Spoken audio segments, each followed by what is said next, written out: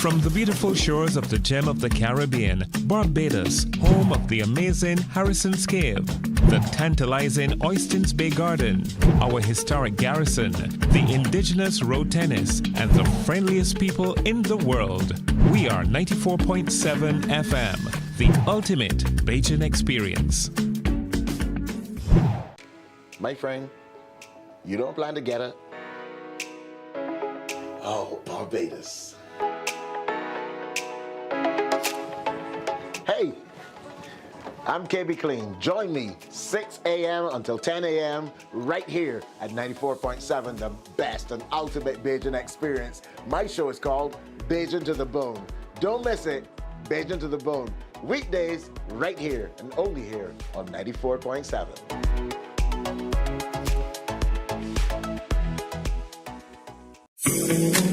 The facts say Mornin Barbados reaches an audience of over 50,000 and Newsnight reaches over 56,000. It's simple. When you advertise, you're getting your message to over 50,000 of your potential customers. Make the call to CBC Sales Department today and watch your business grow. Contact us at 467-5559 or email marketing@cbc.bb. Welcome to the Cropover Sweet Spot, your go-to show for all things Cropover 2024. We'll dive into the big issues of the day with exclusive interviews with the entertainers, the experts, the movers and shakers of the festival, plus you, the audience. Get to join the conversation and share your views. Tune in to CBC TV 8 every Friday night for the ultimate Cropover experience with yours truly, the Admiral. We're big on everything Cropover 2024. The Cropover Sweet Spot, brought to you with the kind compliments of Axel Finance. Tune in every Friday at 6 p.m. to see me, Chrissy D, on Fashion Flair on CBC TV 8. I'll be bringing you the latest fashion trends, fashion ends, and everything in between. Get ready to transform your style, get inspired, and elevate your fashion game with the ultimate guide to looking fabulous. Join me, Chrissy D, this Friday on CBC TV 8 at 6 p.m. for an exciting episode of Fashion Flair. The ultimate cricket showdown is coming to ESPN, and MCTV has got you covered. The ICC Cricket World Cup 2024 is here on ESPN and MCTV.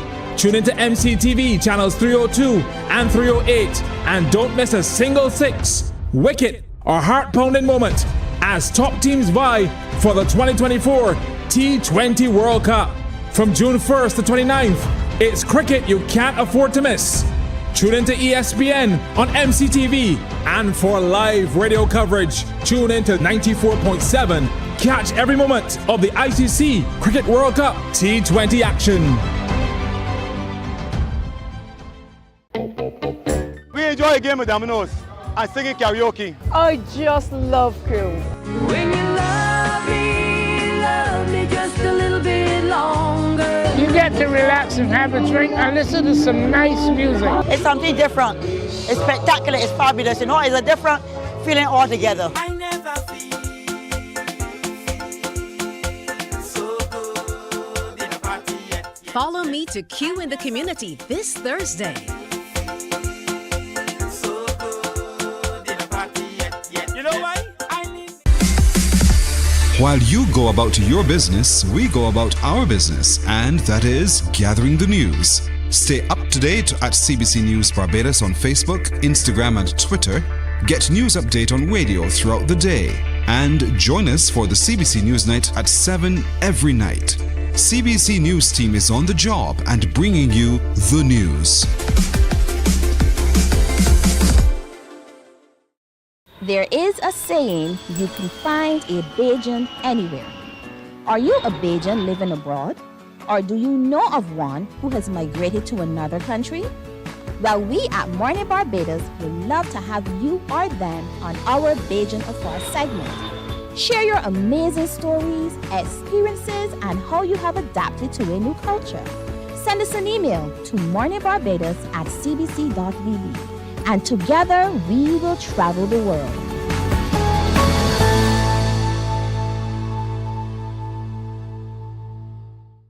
From 98.1 to CBC TV8 comes the Soca Avenue, the sweetest soca hour in radio.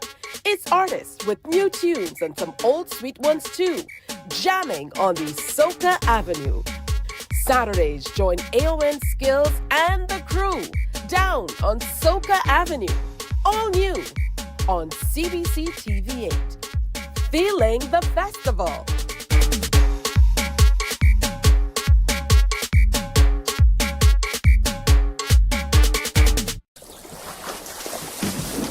From the beautiful shores of the gem of the Caribbean, Barbados, home of the amazing Harrison's Cave, the tantalizing Oystins Bay Garden, our historic garrison, the indigenous road tennis, and the friendliest people in the world. We are 94.7 FM, the ultimate Beijan experience. My friend, you don't plan to get it? Oh, Barbados. Hey, I'm KB Clean. Join me 6 a.m. until 10 a.m. right here at 94.7, the best and ultimate Beijan experience. My show is called Beijan to the Bone. Don't miss it, Beijan to the Bone. Weekdays right here and only here on 94.7.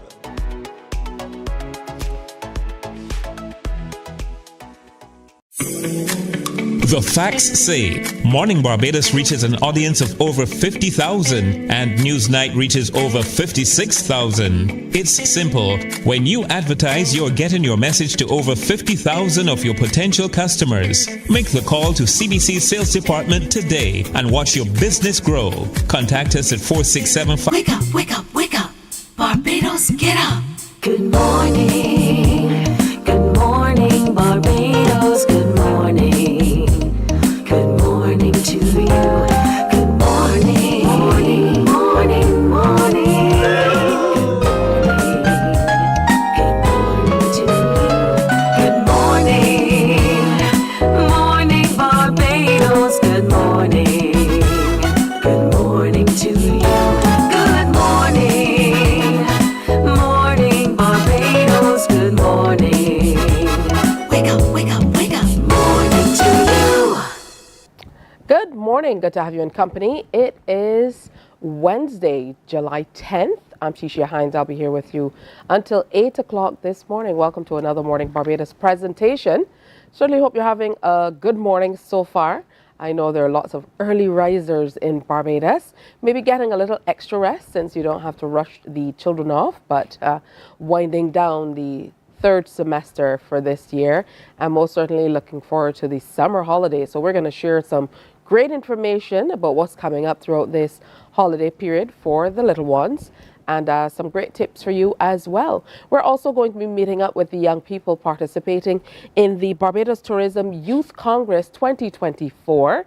And of course, it's an initiative of the Barbados Tourism Ministry of Tourism, developed to implement a speak-off competition in secondary schools. And the winner goes off to represent Barbados later this year. Jaden Gill of Harrison College and Haley Harding of Graydon Sealy Secondary, they're going to be in to share more about that with us. Plus, Randy Eastman, the external coordinator of the Republic Bank Panyard Lime, he's going to be in to talk a little bit about what we can expect from the Pan events coming up. Of course, the Panyard Lime is coming. There's also Pandemonium, and we know Barbadians love some great Pan music, so you have lots to look forward to in that regard. Randy's going to share about that with us. Plus, on this 50th anniversary of Cropover, we are celebrating 50 songs that have been chosen. And of course, these are songs that have been immensely popular throughout the years, but have never won a competition. So we're going to be sharing them in our own way here at CBC as well. As you know, we continue to celebrate the festival because we are feeling the festival in 2024, and we want to make sure that we do it in a big way. We're also going to be speaking with Emil Trotman, Danielle Phillips, Vanya Edwards, and Anthony Lambert on women's rugby in Barbados. They have an upcoming game against Cayman Islands women's 15, and we're going to hear more about how they've been going. I know that they had a trial match of sorts over the last few weeks, and we're anxious to find out how things have been shaping up. We're also going to check in with Reverend Suzanne Ellis, chair of the committee coordinating the 200th, you heard me right, 200th anniversary exhibition and cocktail for the Anglican Diocese of Barbados. They're going to be in to share more about the celebrations and all that will be coming up in recognizing that significant milestone for the church. So we have lots on today's show, and I'm hoping that you can stick around for all of it. But that's me being, greedy. If you have to go, remember we're online as well, so you can tap back, as we say in Beijan parlance, and pick up a little bit more. But I want to get started with a familiar face. Rodney Grant, coordinator of the Marcus Garvey Entrepreneurship Pitch, is here with me this morning. Yes. Looking most comfortable over there. Good morning, Tisha. What's Morning, up? how you doing? I'm good. All right, always great to see you, Rodney. Yeah, same here. Today wearing a different hat. Yeah. But talking a little bit, still in the same vein, but talking about the Marcus Garvey Entrepreneurship Pitch competition. Yeah.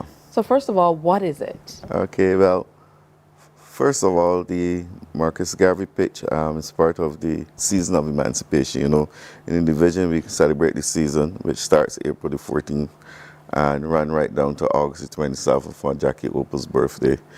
August the 17th is one of the days in which we celebrate the Season of Emancipation as well. So we decided last year to focus on one of the important aspects of Garvey's vision, which is self empowerment for black people. He believed that the only way that black people could be free or have any real sense of independence is to have their own self-business. He himself went off to America from Jamaica and started a number of businesses, shipping lines, newspaper businesses, all kind of stuff. So we launched this competition last year to encourage persons within the cultural and creative sector to come up with new innovative ideas. So these are for new business pitches, not existing business pitches. And we decided again to continue it this year. So last year it would have been quite successful. We had over 20-something applicants. The winner got a whopping $20,000. Wow. So it's $30,000 overall. The winner gets 20, and the other 10 is split between the second and the third prize. This year it's the second year for the pitch. So again, we're encouraging all persons within the cultural and creative sector. So it's very broad. So you're not only thinking about dance and theater and stuff, you're thinking also about fashion, you're thinking about this media, you're talking about cuisine, all the things within the broad spectrum of the cultural and creative sector. So again, we have $30,000 again up for grabs this year.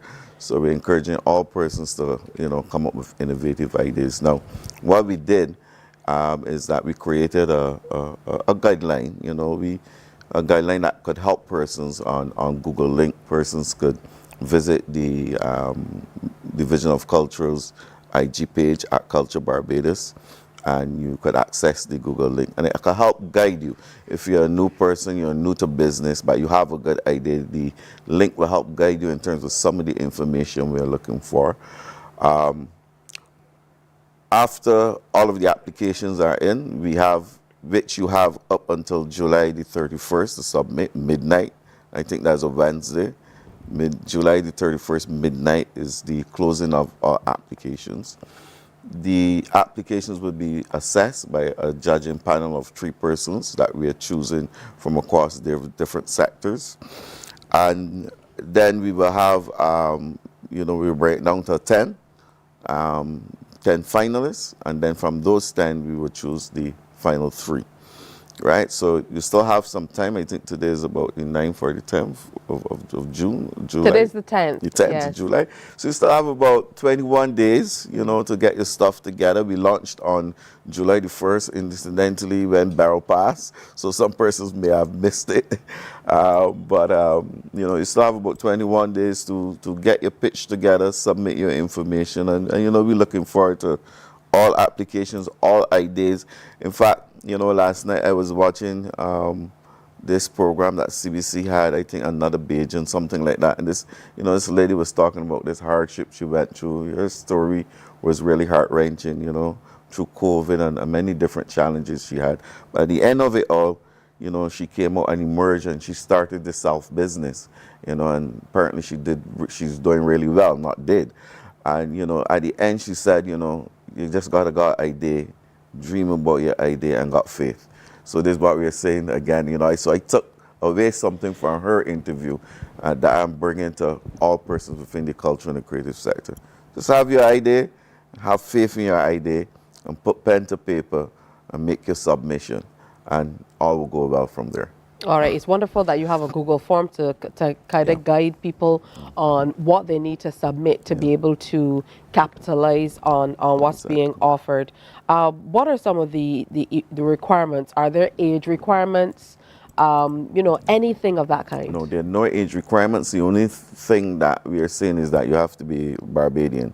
So one of the things that you're putting on the form is your national ID number. But you know, if you're 5 and you think you got a good idea and you can, you know, because we have some young wizards out there, you know, so it is, you know, open to all ages, all persons from all across Barbados. So, you know, the main thing is to have that idea. Like I said, put that pen to paper, and, you know, even if, you know, you may have the idea but might not be a great business person, at the end of the day, we have persons to provide guidance to the winners. So there are persons who will provide business mentorship, business training and business guidance after the pitch is finished, after the competition is concluded, and we have our winners. So you don't have to worry too much. We have persons there to help guide you through the process, and we hope, you know, for an extended period, about 5-6 months, to provide that business support to you. So you don't have to be all up in there about the, you know, you just have to have that good idea. Because what we're trying to encourage is innovation and new ideas. Yeah. All right, tell you what, we're going to take a break here on Morning Barbados. When we come back, we'll talk some more with Rodney about the ways that you can get in on this opportunity. Stay with us. Morning, morning, morning. Good morning. Good morning to you. Welcome to the Cropover Sweet Spot, your go-to show for all things Cropover 2024. We'll dive into the big issues of the day with exclusive interviews with the entertainers, the experts, the movers and shakers of the festival, plus you, the audience. Get to join the conversation and share your views. Tune in to CBC TV 8 every Friday night for the ultimate Cropover experience with yours truly, the Admiral. We're big on everything Cropover 2024. The Cropover Sweet Spot, brought to you with the kind compliments of Axel Finance. Tune in every Friday at 6 p.m. to see me, Chrissy D, on Fashion Flair on CBC TV 8. I'll be bringing you the latest fashion trends, fashion ends, and everything in between.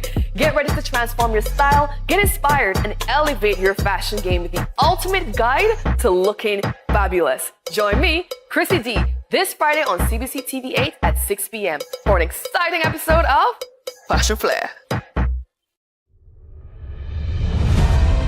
The ultimate cricket showdown is coming to ESPN, and MCTV has got you covered. The ICC Cricket World Cup 2024 is here on ESPN and MCTV. Tune into MCTV channels 302 and 308, and don't miss a single six, wicket, or heart-pounding moment as top teams vie for the 2024 T20 World Cup. From June 1st to 29th, it's cricket you can't afford to miss. Tune into ESPN on MCTV, and for live radio coverage, tune into 94.7. Catch every moment of the ICC Cricket World Cup T20 action. We enjoy a game of dominoes and singing karaoke. I just love crew.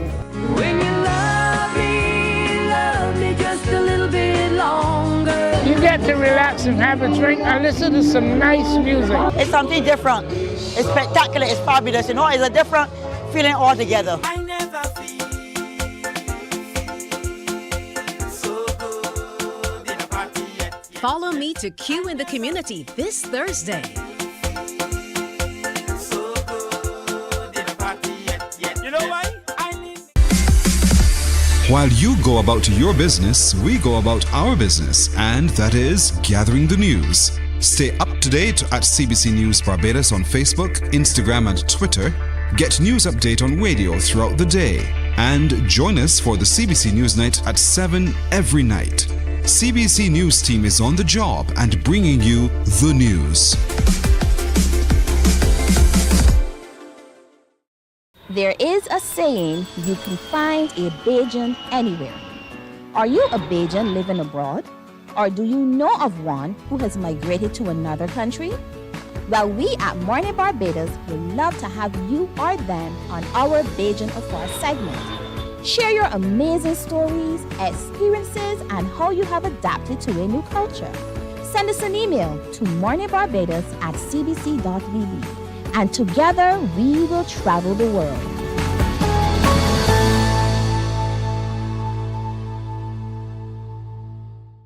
From 98.1 to CBC TV8 comes the Soca Avenue, the sweetest soca hour in radio. It's artists with new tunes and some old sweet ones too, jamming on the Soca Avenue. Saturdays, join AON Skills and the crew down on Soca Avenue, all new on CBC TV8. Feeling the festival. Morning, morning. Good morning. Good morning to you. Good morning. Welcome back. It's 22 minutes after 6 o'clock. We are sitting in with Rodney Grant, and today he's telling us all about the Marcus Garvey Entrepreneurship Pitch. I love it.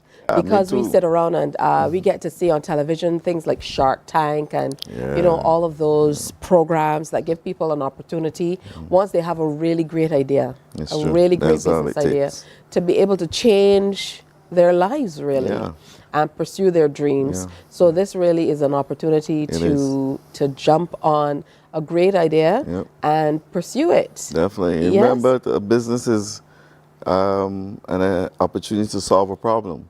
You know, the toothbrush came in because we needed to brush our teeth.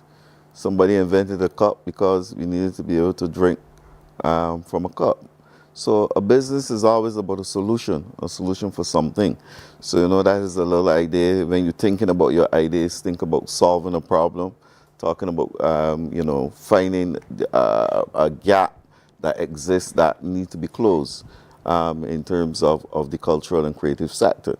So that is all it really takes. You know, you look at the sector, you look at what is needed, and you create an idea to solve that problem. Because that's what really a business is. A business solves a problem. And remember, it can either be a product or it could be a service.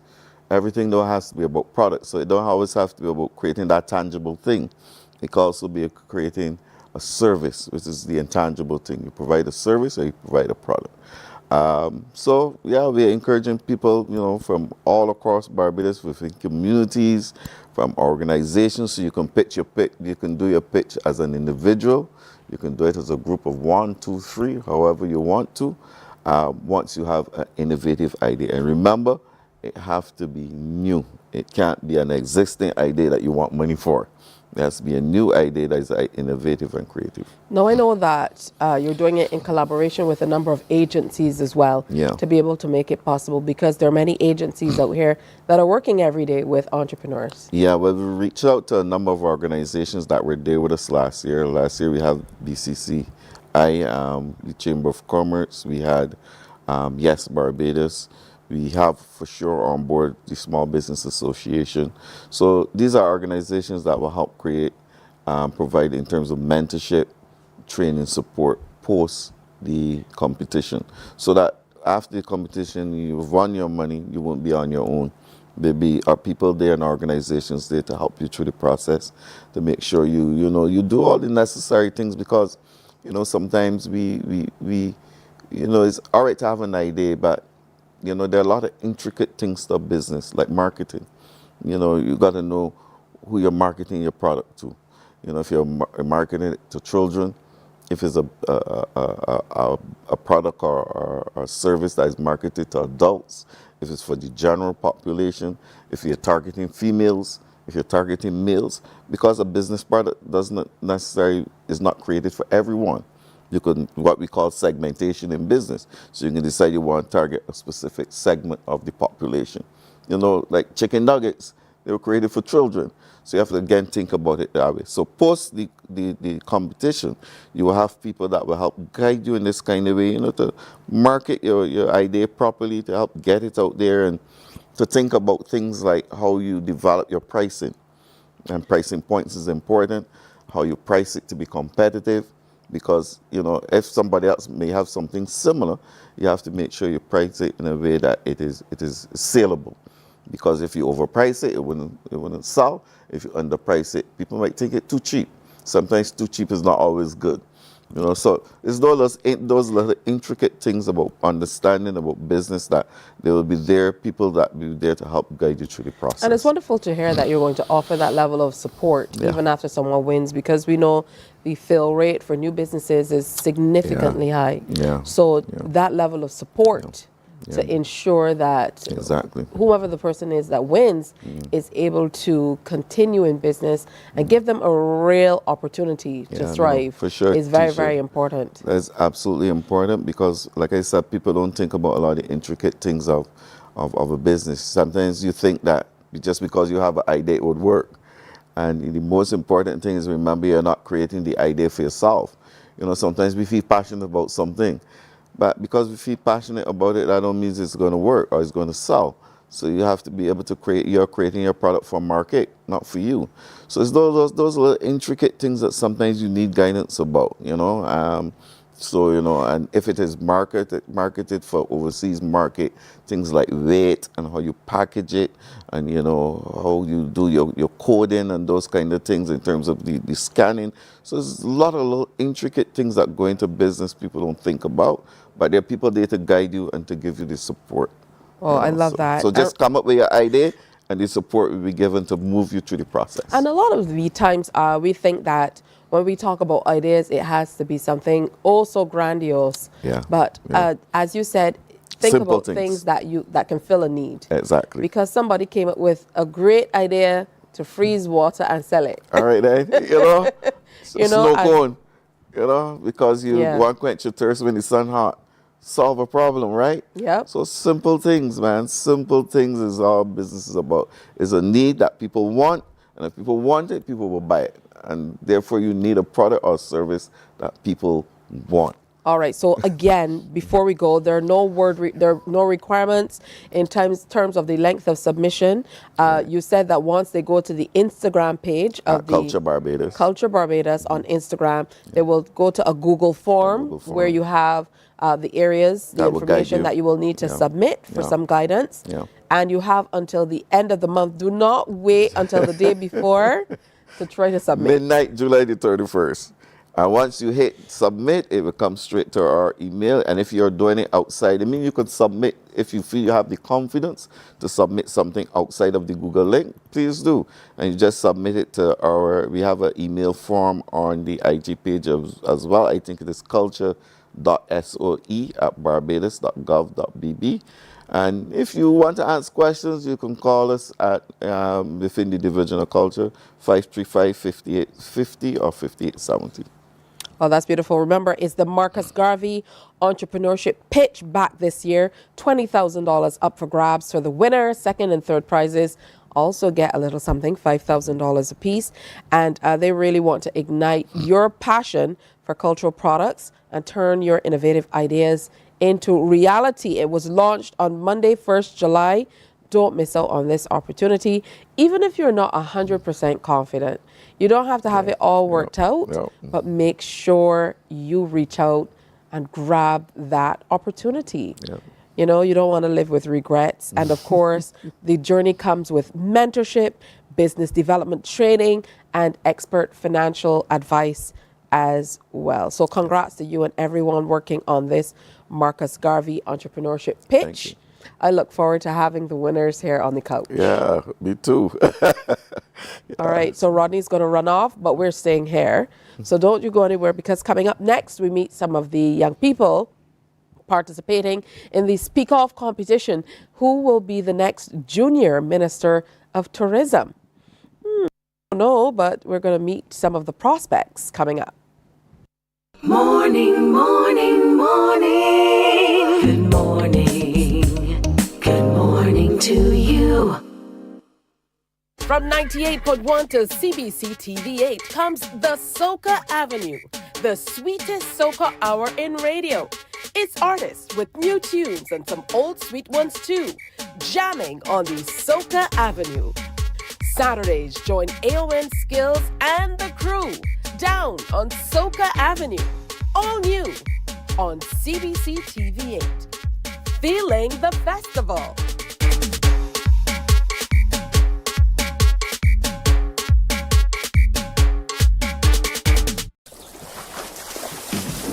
From the beautiful shores of the gem of the Caribbean, Barbados, home of the amazing Harrison's Cave, the tantalizing Oystins Bay Garden, our historic garrison, the indigenous road tennis, and the friendliest people in the world. We are 94.7 FM, the ultimate Beijan experience. My friend, you don't plan to get it? Oh, Barbados. Hey, I'm KB Clean. Join me 6 a.m. until 10 a.m. right here at 94.7, the best and ultimate Beijan experience. My show is called Beijan to the Bone. Don't miss it, Beijan to the Bone. Weekdays right here and only here on 94.7.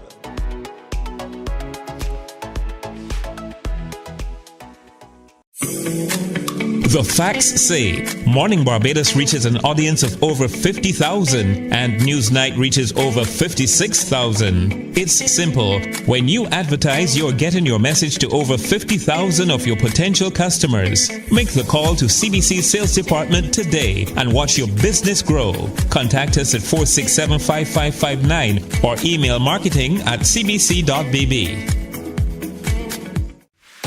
Welcome to the Cropover Sweet Spot, your go-to show for all things Cropover 2024. We'll dive into the big issues of the day with exclusive interviews with the entertainers, the experts, the movers and shakers of the festival, plus you, the audience.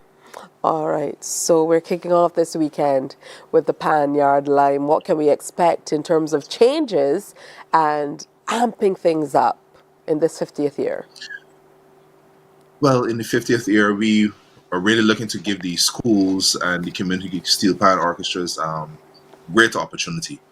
And at the UE tent, it is a fantabulous, if that is a word, really fantastic venue. Last year, it was a blast. The persons really enjoyed the ambiance, the space that the tent provided. And we are taking it back this year to the same UE tent. And we have about 10 orchestras on show this year. And it really promises to be a fantastic show. We have the Aline School, and these are in no particular order. The Law School, Notes of Praise Steel Pan Orchestra, Church of the Nazarene Steel Pan, Hearts of Flame Youth Band, the Commonwealth School, Christchurch Foundation School, College Grads, which is a group from the Barbados Community College, St. Leonard's Boys Secondary, and the Darrell Jordan Secondary School. Again, 10 steel band orchestras on show. It starts at 4 p.m. and we go right through the night, probably till about 10 p.m. It's an after-work lime. Come down right after work and enjoy. Bring your chair and just sit down and enjoy the orchestra's playing. And I know the wonderful thing about this, we're talking about the Panyard Lime coming up on Friday. Yeah. But Correct. The residual benefits are so obvious. The fact that we have so many school bands that are back together or that have been formed coming out of seeing them perform on the national stage shows how important programs like this one are to our community. Yes, well, the Panyard Lime seeks to showcase the NCF's initiative Pan in Schools program. And I remember when the music officer, Mr. Kevin Moore, was a teacher at the Allen Schools, one of the visions that he had to ensure that Pan was one of the staple instruments within the school, within the classroom. Now that he's on the NCF, they've implemented that initiative, Pan in Schools, where they've gone around to various schools and supplied the instruments, supplied tutors, and provided facilitation for the learning of steel pan. And out of that, it's birthed so many orchestras. There's still many other orchestras on the island, but they were not as yet ready to do this particular event. So it really has shown a growth in the love for steel pan, a growth for the development of steel pan as well. So kudos to the NCF on the Pan in Schools program, and out of that, the Panyard Line, which really showcases the talent within the schools and within the communities as well. And if you can reflect on last year's presentation, this is the second year for the event. Yes. You know, it's important to kind of look back and talk about the successes of the very first one. Well, last year I wasn't the external coordinator. Kudos to Karen Pastena and the work that she did last year. Based on what I saw, it really was a successful event again. The schools were very excited about the opportunity that they had to perform. Of course, the kids just having the chance to go on stage, that was an opportunity for them that they really cherished. The audience watching, they themselves, it's a family-oriented event where you come down with your family, your friends, you get to see your kids perform. Invite your friends to come and see your kids perform, and a complete afterwork line with a full steel orchestra show. How much better can it get? You know, vendors are there, food is on sale, drinks are on sale. It really is a great line and an event. And I just can imagine that there will be some level of friendly rivalry that will happen. I mean, that happens with our secondary schools anyway. But, you know, based on what they'll be playing and how they'll be doing, I'm sure that we're going to have quite some excitement in that regard.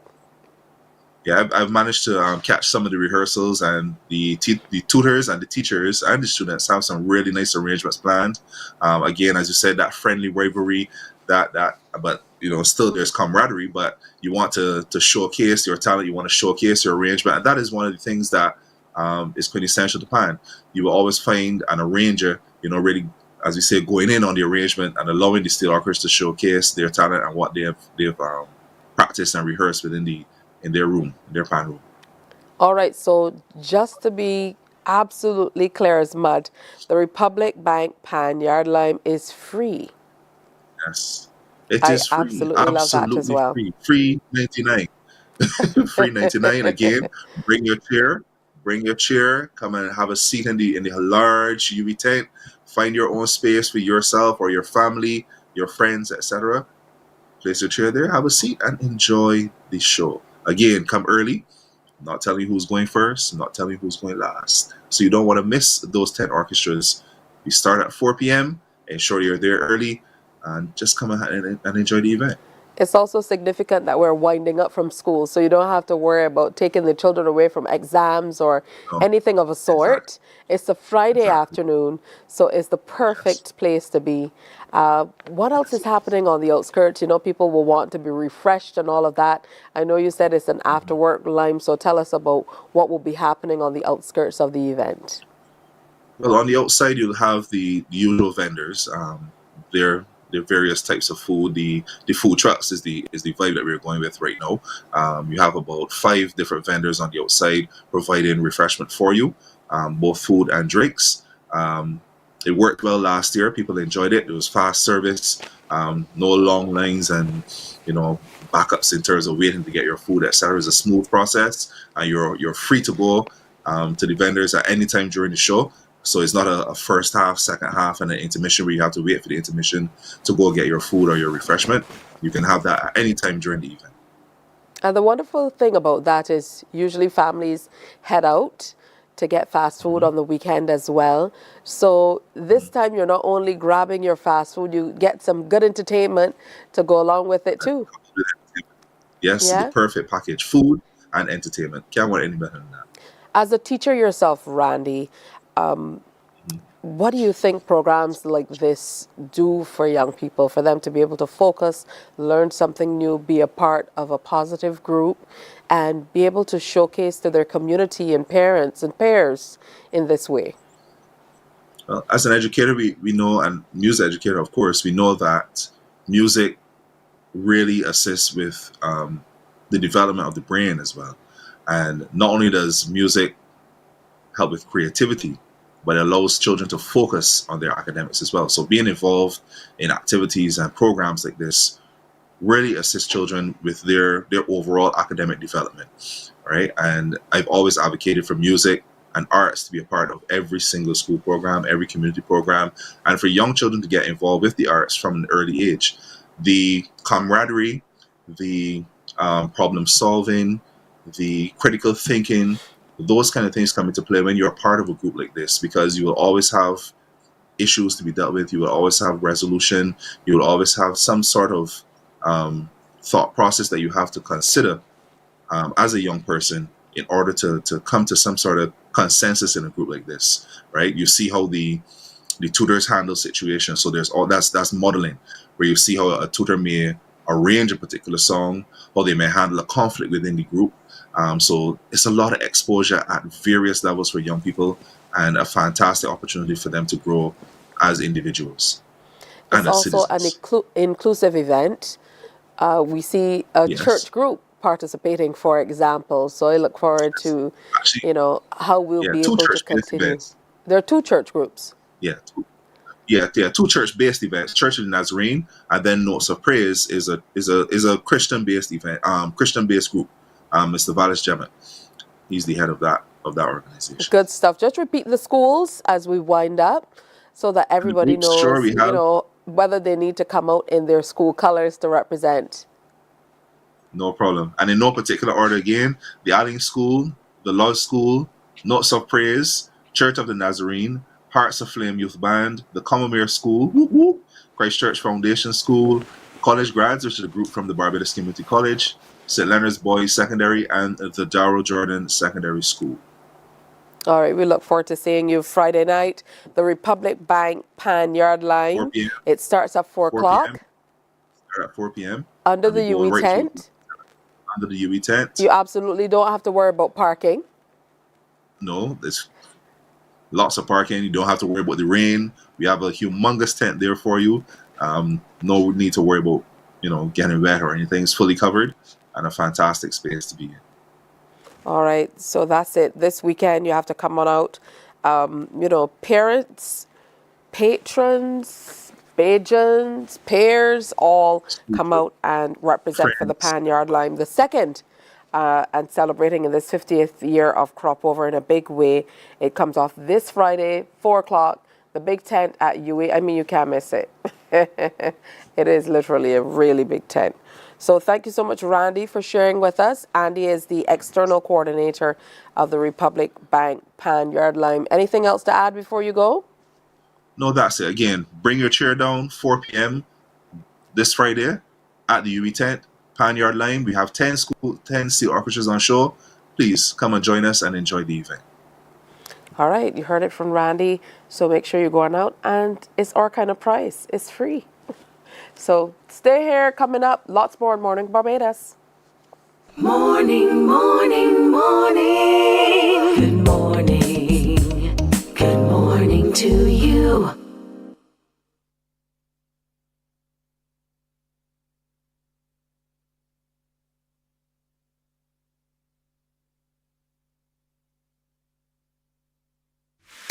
Welcome to the Cropover Sweet Spot, your go-to show for all things Cropover 2024.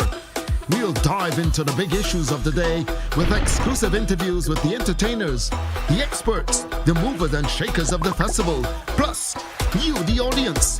Get to join the conversation and share your views. Tune in to CBC TV 8 every Friday night for the ultimate Cropover experience with yours truly, the Admiral. We're big on everything Cropover 2024. The Cropover Sweet Spot, brought to you with the kind compliments of Axel Finance. Tune in every Friday at 6 p.m. to see me, Chrissy D, on Fashion Flair on CBC TV 8.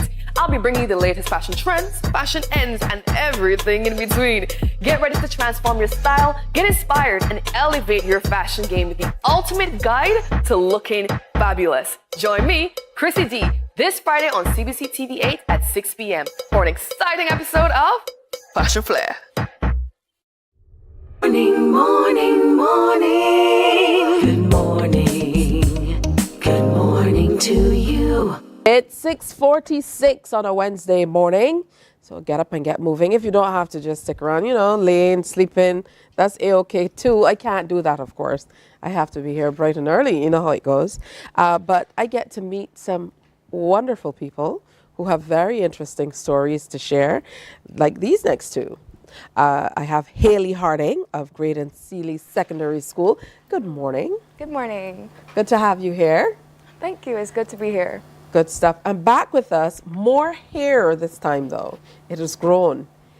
We have Jaden Gill of Harrison College. It's great to be back. It's good to see you. So you guys are participating in this awesome competition being put on by the Ministry of Tourism. I'll start with you, Haley. Tell me what kind of piqued your interest about it, or who told you about it? Because usually teachers and parents are the ones kind of driving students to enter these competitions when these opportunities come up. Yes. So the people who introduced me to it were the members, my junior Octagon advisors. They introduced me and selected me to be a part of the competition. And what piqued my interest about it was I have a history of tourism and politics in my family, which naturally led me to take an interest. All right, good stuff. What about you, Jaden? I know that you are no stranger to public speaking and, competitions of this sort. Well, to be honest, ma'am, my year head, he selected a group of us that he thought would be suited for this competition. And a lot of them didn't want to participate, but I was actually keen about this 2 years prior from a friend who was in upper six at the time who won the competition, Josiah Granham. And I could say this, there were a couple of topics that I saw that I could speak about some social issues, specifically in solo travel, like safety. That's what really piqued my interest in this competition. That's so interesting because I spoke with Mikkel from Alexandra, and he said that really piqued his interest as well. Solo travel, very, very interesting. And a lot of the times when we think about tourism, there are specific things that you don't automatically go to. And I don't think when I think tourism, I think automatically solo travel. So that's interesting. What topic grabbed you? The topic that grabbed me the most was adventure tourism because I love to explore myself, get out and about. There's a lot of things that I'd like to implement as well as, getting the youth to take part in tourism as a whole more so. What about you in that regard, Jaden? Because the question I asked some of the other pairs who were here is, what do you think tourism officials can do outside of a competition like this, of course, to get younger people a little bit more interested in the tourism sector, which, of course, is our core sector? Well, to be honest, I think what the Ministry of Tourism could do is highlight to the youth that tourism plays such a big part in Barbados' economy and how some social problems like violence can impact tourism. As I said, I'm doing solo travel, and safety is a big issue for people who are traveling by themselves. They really care about what's going to happen to them. And as you know, we're having a bunch of violence in around society, and that's what I really want to voice. That's absolutely true, especially if people are traveling alone. They don't want to go to somewhere that they feel like it wouldn't be safe. So, that's absolutely major. You mentioned, Haley, that, it's kind of inborn.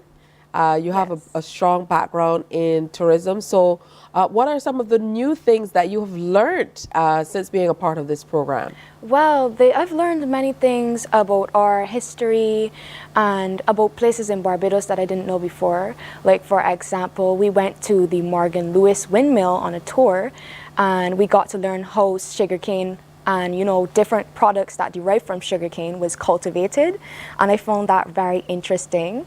And we even were told a story about how the slaves would have a cutlass up head, and if they got their hand stuck in the mill, they'd yell, "Hand in the mill," and someone would come and cut their hand off to free them. Yeah, it was crazy. As well as we visited Freedom Park, and we learned about the history of Freedom Park, how it was once named Cutthroat Village because of the story of a slave master who had left something in his will for his slaves, like money. And the slaves, 2 of the slaves, took it upon themselves. They were like, well, you know, I gotta get this money now. So they murdered him.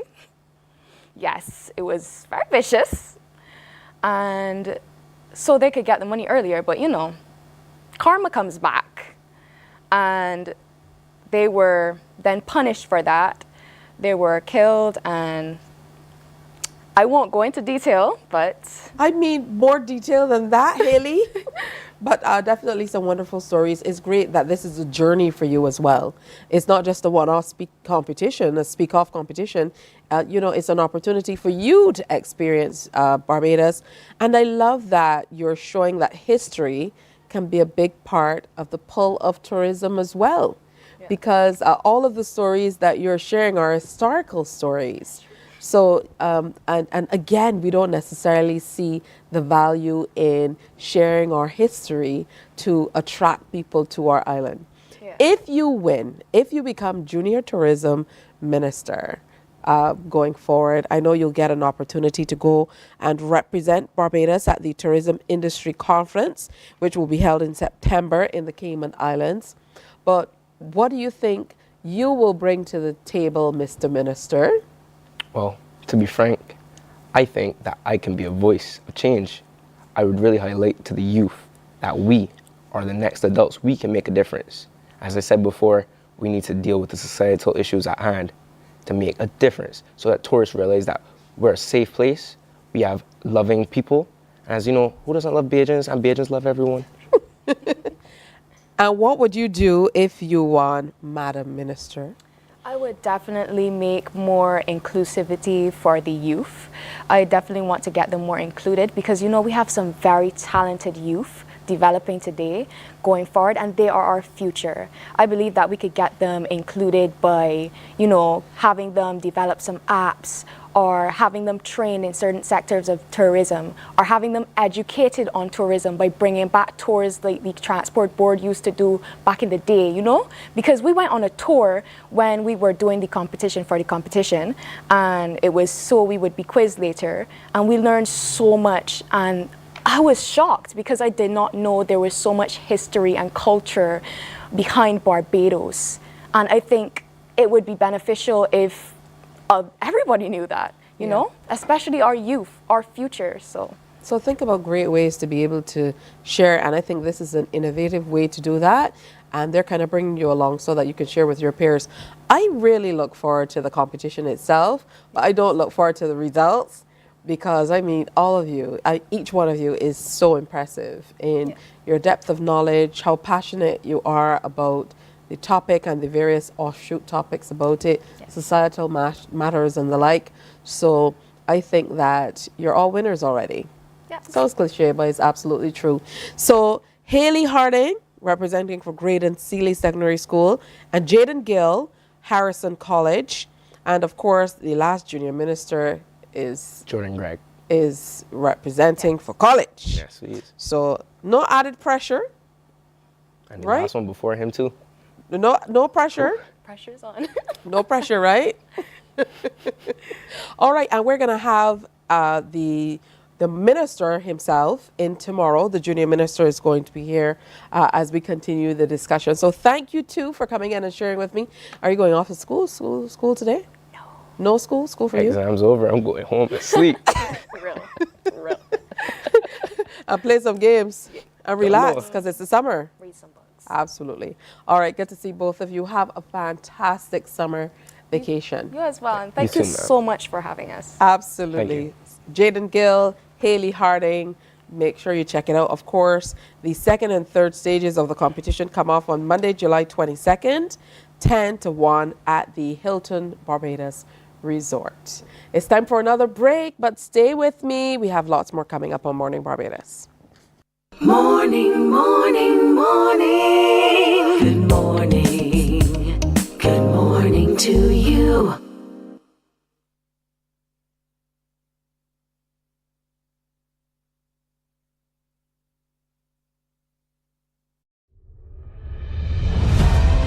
The ultimate cricket showdown is coming to ESPN, and MCTV has got you covered.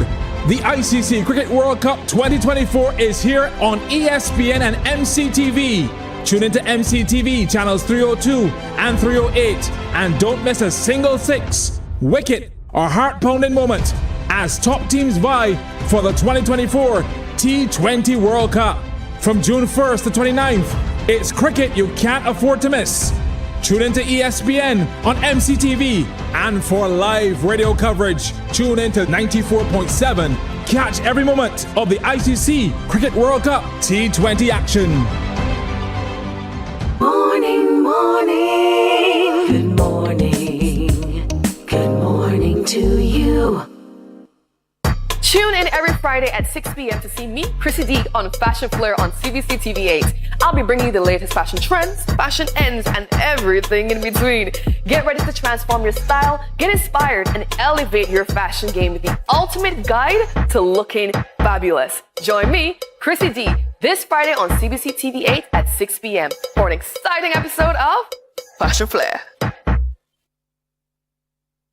Morning, morning, morning. Good morning. Good morning to you. We have just about 7 minutes to go. 4 minutes to go before 7 o'clock. I'm getting my numbers all mixed up. You know how it goes. But I have someone here with me, and in this segment, we usually talk HR with Hermap. And this is a very important topic that many businesses in Barbados are not broaching at the speed or altitude that they need to deal with it. So Stephen Williams is principal consultant with a company that deals specifically with exactly what we're talking about, which is cybersecurity, data privacy, compliance, all of that stuff. Very, very important thing. Good morning to you, Stephen. Good morning, Mornin Barbados. All right, good to have you with us to talk about this. Let's talk about the role of HR in data protection, because if we really examine what our HR departments do, is they have all of our personal information in one space. And, just a little while ago, there were lots of very heavy, tall filing cabinets where they file things away with lots of keys. So HR professionals were known to have big bunches of keys, and that's where the information was kept. These days, not so much. No, you have different platforms and cloud services like Bamboo and Orange HR, different things that are in the cloud. So all of our files now could be either in the office or somewhere in cyberspace. So it's a different ball game, and we have a Data Protection Act, and a lot of HR organizations, driven organizations, some don't pay attention to HR as they should. But if you think about it, HR is the life and blood of an organization. People, once AI doesn't take over the jobs, right? People are the life and blood of an organization. We have a right to protect them, all right? As HR professionals, your job is to ensure that the data that you collect from even pre-hiring, before there's actually a hiring part to actually exiting the organization, it is the HR department's fiduciary right to basically ensure that the steps and processes in place are done to ensure the security of the people's personal identifiable information. Let's talk about this personal information. For people who don't understand or who don't necessarily see how this information can be used to not only harm the business, but individuals as well. Let's share more. Okay. If you think about it, the HR department, I say this, the one department in an organization that should look to data security principles is the HR department. If you think about a company, you don't collect people's healthcare data. You don't collect people's personal information concerning their mental state. You don't collect, financial information in a particular organization. Let's look at even CBC, all right? What you do here is public affairs. What happens in the public, all right? And therefore, it's not considered private. However, the HR department deals with people's things like pensions, they deal with health matters. They really contain people's lives in records. And if that gets out into the public, it could be embarrassing, it could be damaging, from, simple thing as, your personal life gets out there. But what about people who collect data, called data aggregators, and add that to other things that could put you at harm's way? So take, for example, suppose you for example, said to the HR manager, that you're going through some trouble in terms of a pregnancy that no one knew about, right? And then, the systems get hacked. All of a sudden, your business is all over the place that you didn't want to happen. So HR department is actually the first department, to my mind, that should have the data protection principles, right, as a standard. How does the Data Protection Act kind of hold HR departments and HR professionals accountable and companies to be able to secure that data that they're kind of harvesting on their employees? Okay. The first one, you mentioned cybersecurity. Not many people realize, companies especially, that there is, we have a data security requirement for Barbados. So people go, we have a Comprehensive Misuse Act, maybe a cybercrime bill, but no, actually, we have cybersecurity practices and principles that are buried in the Act. I can't remember the exact section of the Act, but you do things such as backup data, encrypt data, right? Means that anyone seeing that data, right, that not supposed to, can actually access it and view it. So encrypting data means it makes it secure. Also for people, it's supposed to be under the data protection principles. It must be transparent and fair. What does that look like? For example, some organizations, I'm not calling any, but some organizations may say, here's some information on some of the employees. Because, for example, the case of a teacher, is she a good employee, blah, blah, blah, X, Y. Some person may just call up that organization and ask that. No, that should not be the case. You have to disclose to a potential employee or someone, that someone is inquiring about you, right? A lot of people do things because, it was just business before. That's not fair. So there are certain things in the Act, under the principles, fairness, transparency, right, that speak to how employees must be treated. For example, there should be no file on an employee that the employee does not have full access to. Because if it ever goes to court, right, and it asks for the employee's file, it can be selective by the company. It must be fully disclosed unless there's a court order that says retain certain information. The company can retain certain information. It must be fully disclosed to the employee. And that's interesting because even coming into this conversation, I think my brain was squarely focused on data in the simplest form, how we kind of view it now, online. Correct. But this means across the board, and it speaks to just taking care of data across the board. And that's really important because people talk a lot about having information in employee files that they have not seen. Yes. So does it address that directly? So the Data Privacy Act is not specific HR Data Privacy Act, but because most Data Privacy Acts are not specific, it's broad, it fits the gambit of saying HR. And by extension, data is data. If you have information on me, there should be no information you have on me that I do not know. That's the first thing, right? Under the Data Protection Act, no information a company should have on individual collected, right, that I do not know. And that may go into something like, for example, if you decide to combine public data, right, you got online, for example, Facebook. So I go and I'm employed by you, and then you decide to build a case against me. So you take some of my Facebook pictures or social media pictures, add it to my file, all right? Now, one may say, that's in the public space, but it has not added to my HR file because you're not building a case against why I may get the job or have to be relieved of my job, all right? So let's get a little technical. I want to get a little more granular with that because even if they don't physically print a copy, but they have maybe a screenshot copy of it saved digitally, would that account as kind of building data that you don't know about against you? A file has not been defined in the law. A file is file. A file is any instance of information on you that's personally identifiable to you. All right. So classic example: CCTV cameras. All right. If it has my image and likeness, and HR has that, or any department has that, that's a file. So not many organizations realize that CCTV cameras need a policy. And what I am not seeing in organizations are the data privacy policies as it speaks to the organization, whether it be the company itself or employees. So if you decide, for example, that you saw me going out of a room that I'm not supposed to go out of, right? And you saw it on the CCTV camera, you screenshot it, put it on my file, right, for later reference, and I go, for example, I want to see my HR file, okay? unless there's a court order, right, that instance should come up on my HR record as well. So it's part of my HR file. If you have it saved under my name as your employee, that's my HR file. So what's recourse? Where does an employee go once they recognize, oh my goodness, all of this information is here on my file that I have no idea about. I never knew it was placed there, because I know of a distinct instance where there was a new manager who came into a department, and this manager was writing to the employee, but he was copying it to HR, unbeknownst to her. So, you know, then she saw a whole bunch of information on her file.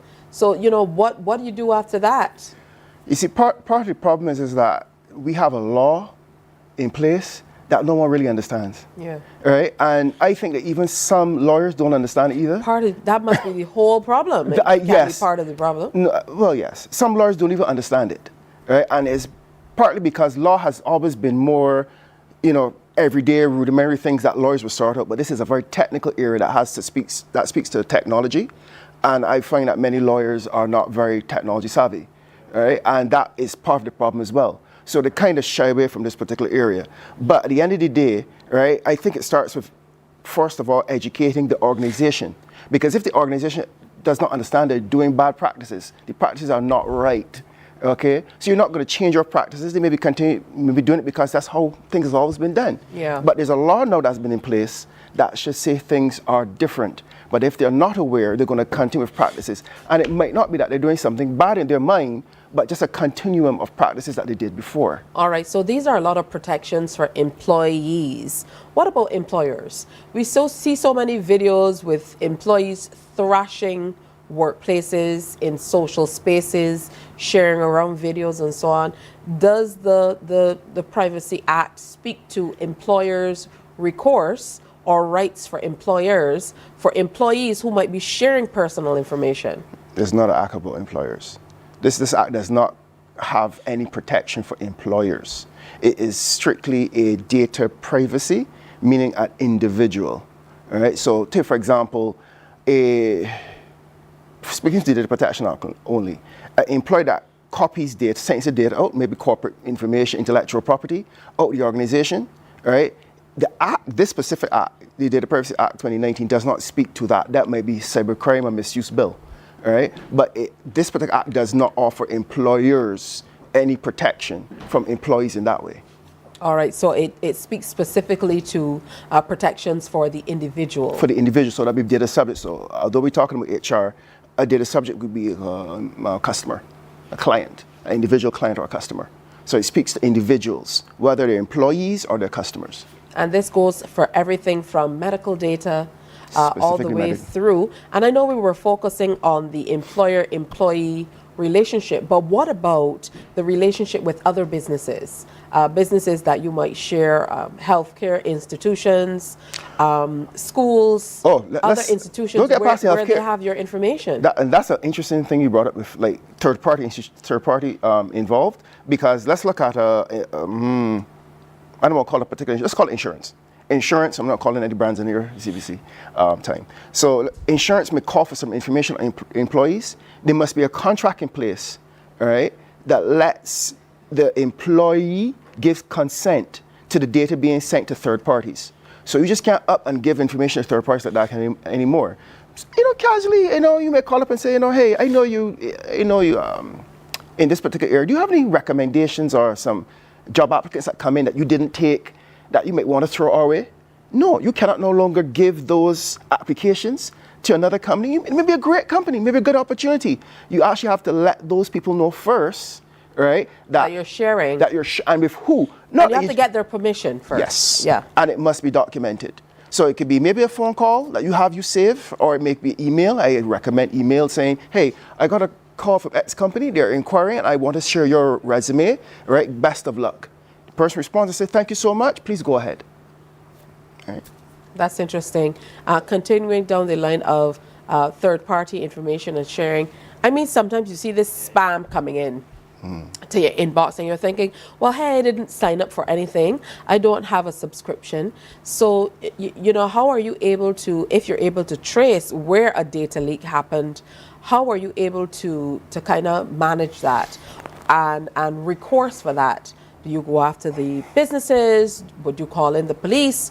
What do you do post something like that? Because sometimes very, very sensitive information can be shared or leak in an instance where a company does not have the necessary protections in place to protect sensitive data that they might have from you, and then your information is in the wind. So what you're talking about is a breach of trust, right? It may not be, it may not be any malice involved. It could be simply something that happened where a person did not think, they're negligent, right, and they release data, right, put it on a thumb drive. It's going to transfer from one computer to the next computer, put it on a thumb drive, and it's the whole, you know, HR Excel that goes in the while. I would say, at the very minimum, employees are now disappointed, and there's a breach of trust in terms of how they feel about HR and its management practices, to a situation where it now, because of the volume and type of information, it now goes in the hands of the data commissioner. And that's the thing about Barbados might not even realize that we have a data commissioner, Lisa Graves, and her job is to ensure that the practices that are in place by companies are within the gambit of the law. So if an employee feels that their data has been mismanaged, either individually or a group of individuals feel that their data has been mismanaged by the company, we do have a recourse to go right to her stating, I never always recommend go through a lawyer, because you may write to her and not realize that your argument is weak. So you go to a sitting with a lawyer, right, and then say, you know, what you think happened, right, if you have any proof of it, right, and then let that lawyer write to the data commission on your behalf so they can best explain it in a way that provides that concrete, strong argument for you. Stephen, let's look back, step back a bit and look at things as simple as, or that might seem as simple as, just even submitting a sick form. Because for some people, you know, they have a direct policy, you must bring it to your manager, and then that is transferred to HR. But for some people with sensitive information, they don't even want it to go through their managers. So, you know, is there something in the act that addresses that? Being able to share your information directly with HR instead of having to go through other parties where the information can be deemed quite sensitive. I think when a manager asks for information, they ask on behalf of the company, not themselves individually. Right? A manager, let's put it this way, that's why you have HR departments. I think once it's filed with the HR department, it's filed with the company, right? And the HR department's responsibility then is to decide, okay, how that impacts the person's job, right? And therefore will selectively share, right, what the manager should know. So yes, you're supposed to bring a sick paper, not to an individual specifically. If you have an HR department, I think the problem gets tricky, right? For companies that may have grown and don't have an HR department, right, and have an individual that consults, right, maybe, you know, on one or two issues, right, and the problem then stems, okay, what do I do with this information? Then you might have to give it to that manager, right, and hope that they have a strong ethical leaning, right, to use the information appropriately. So where does the HR department? I think it's best filed with the HR department because it's filed with the company. But if the manager specifically asks, absent the HR department, well, yes, you may have to share it with the manager in that regard. Well, you dropped a few red dollar bills this morning that I didn't know about, particularly that Barbados has a Data Privacy Act. Data Commissioner? The Data Commissioner, correct. Lisa Graves. Oh, good morning, Miss Graves. I certainly have to do a little research myself because that's the first that I most certainly have heard of that. A very powerful woman. And by the time you get back next week, I will have gone through this act with a fine-tooth comb because, you know, I'm intrigued. I want to find out more. And, you know, this is one of the biggest security issues that we face now, not only with what's happening online, but because, you know, data is big business. Very. Big business to be able to sell people's email addresses. It's the new gold. It's the new gold, and it's the easiest thing to sell. It is the new gold. I thank you so much for coming in, Stephen. Pick up these dollar bills here. And you know, dollar bills, red dollar bills, scarce. They're not in circulation anymore. So make sure you collect these collector's items. Stephen is going to be back, though, next week to share more with us. And we're going to continue to talk about privacy compliance and, of course, take a look at that Barbados Data Protection Act delve into it a little bit more so that we are on top of things. Again, thank you for your time. Thank you for allowing me to be here today. Good stuff. The time is quickly moving on. It's 15 minutes after 7, but we have lots more coming up on this Wednesday, so stay with me. Morning, morning, morning. Good morning. Good morning to you.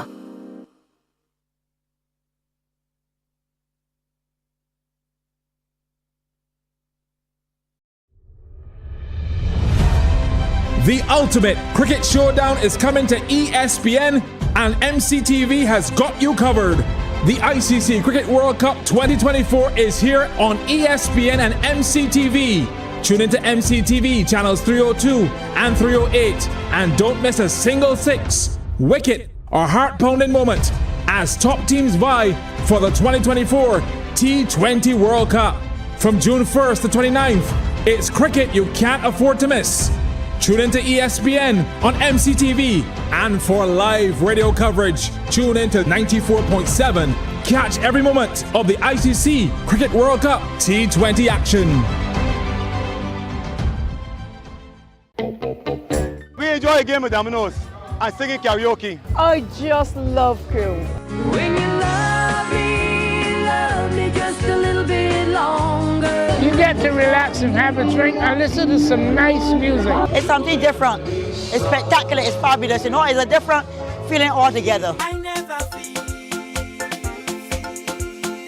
so good in a party yet. Follow me to Q in the Community this Thursday. So good in a party yet. You know why? While you go about your business, we go about our business, and that is gathering the news. Stay up to date at CBC News Barbados on Facebook, Instagram, and Twitter. Get news update on radio throughout the day. And join us for the CBC News Night at 7 every night.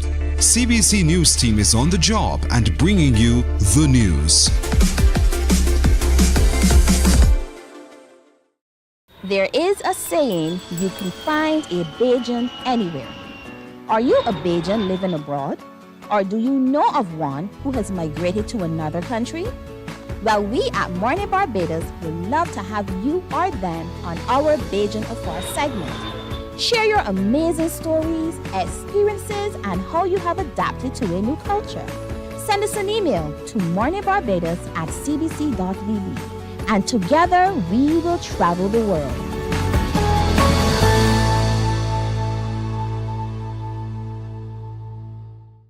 From 98.1 to CBC TV8 comes the Soca Avenue, the sweetest soca hour in radio.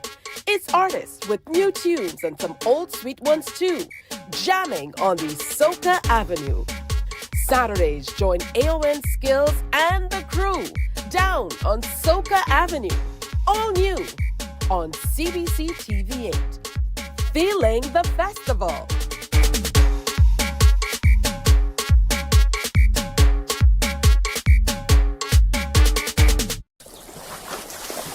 Good morning. Good morning. Good morning to you. 7:19. Welcome back to today's presentation of Morning Barbados. I hope you're having a good day. I don't know if you've had your cup of coffee or maybe cup of tea or whatever it is already, but make sure that you cut out some of the sugar.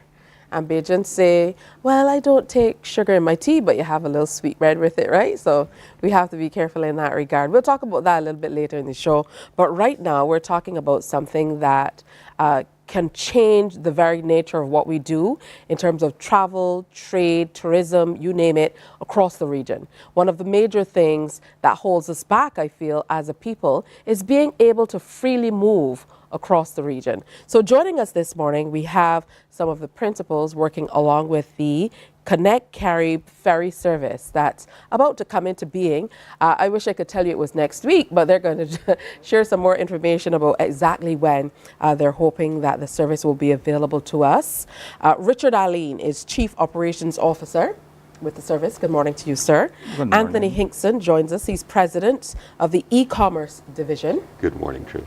And also here is the beautiful Jennifer Highland, vice president, corporate communications and strategic partnerships as well. Good morning. It's great to be here. Good stuff. We're going to bring in at some point Brendan Mohammed, who's president of the cargo division of Connect Carib Ferry Service 2. So he's going to join us virtually to be a part of this discussion. So thank you all for sharing with us, first of all, and agreeing to be here all in one place. You know, usually as they do with certain businesses, when you have a flight going out, you can't put all the executives in one space.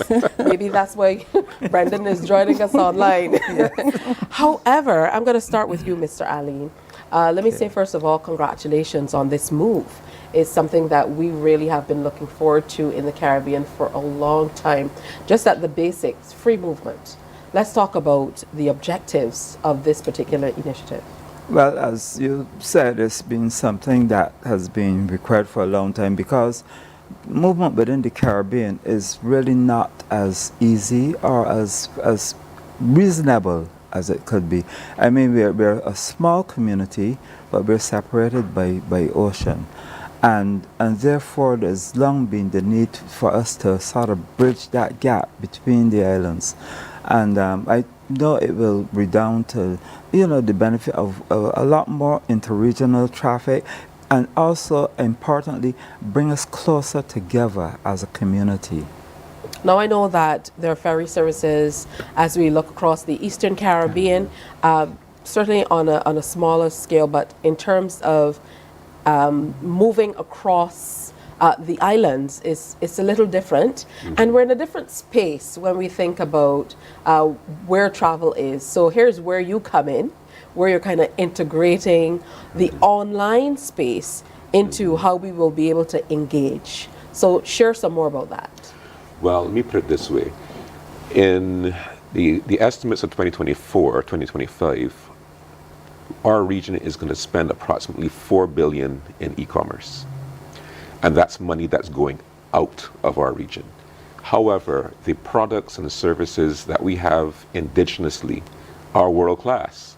So why should you buy your foundation, your makeup from someone in the UK, someone in the US, when you can purchase products that are coming straight out of the Amazon?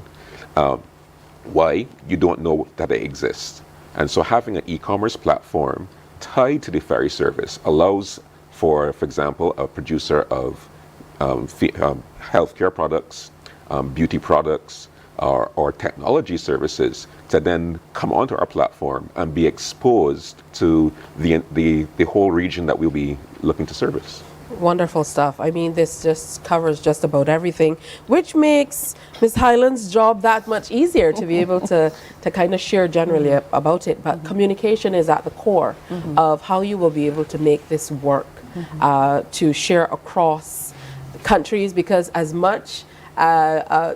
many similarities we have quite a few differences. So to be able to literally and figuratively bridge those gaps is where communication and strategic communication will come in. Absolutely. Well, I want to go back to say, just for the purpose of your audience, that Pleon Group is the parent company for Connect Caribbean. And just to give a little history how Connect Caribbean came about, we are working very closely with the CARICOM private sector organization, but initially, to make this work, we decided that it has to be a consortium of persons who have expertise in the various areas, cargo, e-commerce, and cargo, obviously, and agri-cargo.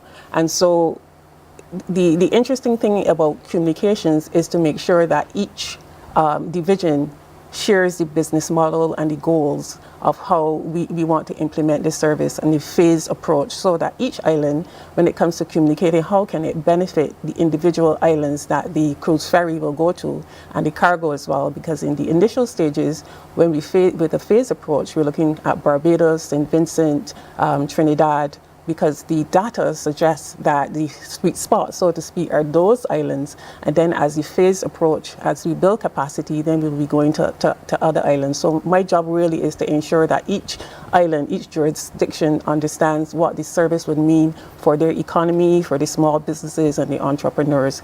Hence, again, for my role is we've got the stakeholder consultation coming up, and that would, all of these stakeholders involved be able to come to the Lloyd Erskine Sanford Center and understand what it means for their individual islands, for the small businesses, as you just heard from our president. What does it mean for the e-commerce? What does it mean for the ferry and moving goods and people across the various islands? So my role is to make sure that that information is shared succinctly and the individual jurisdictions understand the benefits that would accrue to the islands. And this is a great opportunity to bring Brenda Mohammed in as we talk about the introduction of being able to freely move cargo. Unfortunately, I'm being told that we've not been able to make that connection with him. So I don't know if our COO, Mr. Aline, if you can speak to that. I know you started talking about the importance of being able to move cargo, and usually when we think of movement on the sea, that's what a lot of people are thinking. But to be able to do both at the same time, move people, whether it's for tourism purposes or whether it's business travel, but certainly the movement of cargo could be a real game changer, certainly among these three islands initially, and then as you explained, through expansion and as you build capacity to move further across the region, it could be a game changer for businesses. Yes, I think it will be, because you will have to recognize that probably 8% of the cargo that's moved worldwide is moved by shipping. And in terms of cost, it's a much more cost-effective way of doing it.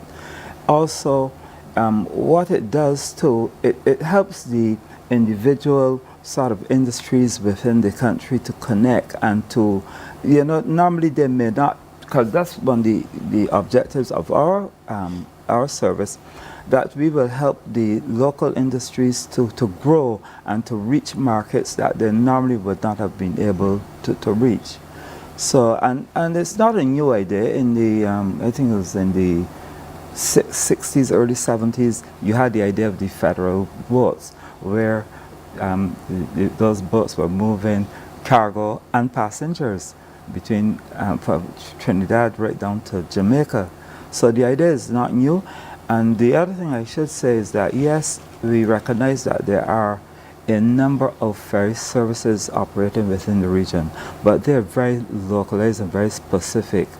We are working towards a regional service that actually connects and unites the region as one entity. And one thing I would add also, given the last experience of the passage of the hurricane and so, when a country is impacted by a storm or so, one of the easiest and the best and most effective ways of bringing relief supplies to that country is through shipping.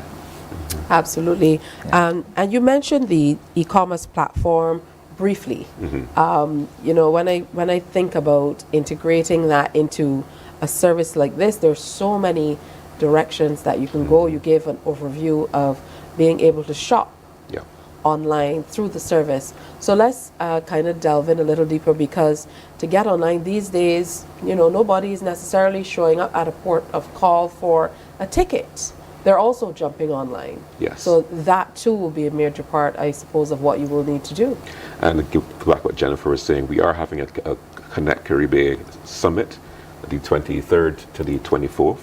And so the 24th, we will actually be speaking a lot on what we are going to be offering in terms of the platform, what you can do.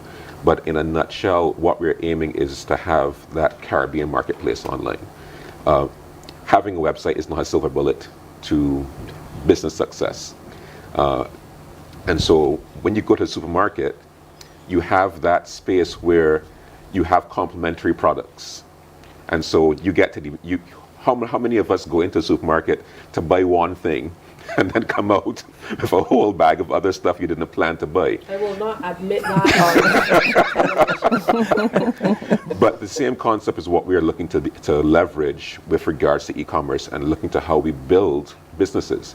So as in most of the bigger sites, when you go to buy one thing, they will say, well, have you considered what your other people are buying, which are these other products? And so as a business person, you get that secondhand buying, sort of a stream coming into your business, because someone is going to look for mahogany furniture, but then they're looking at saying, oh, but I need some artwork to go along with that. And so we're tying in both those manufacturers of furniture with the secondhand. I need to have my entire environment looking a particular way.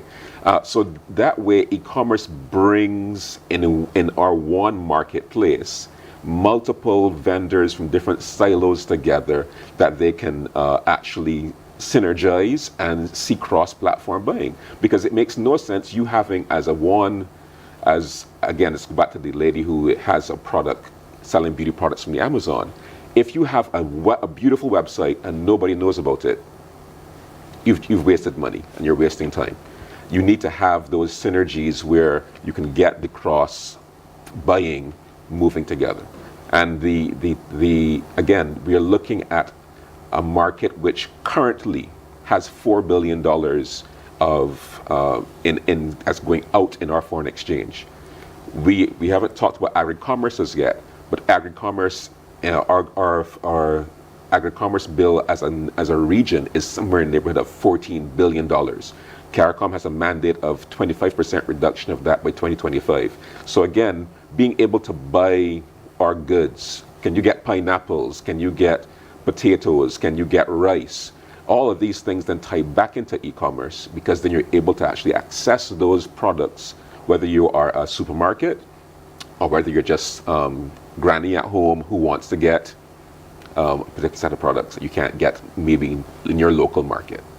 And move them, which is the most important thing, to be able to literally move them. Exactly. So all of a sudden you've expanded the consumer's reach, the wholesalers' reach, to be able to go after these products themselves, exactly, which could drive prices down. And we could talk about all the other residual benefits for days, but I know Jennifer wants to stay on target because that's what communications people do. Yes. I talk about this stakeholder consultation forum. Yes. So I'm going to hold back on the urge to say, when will the boats be ready?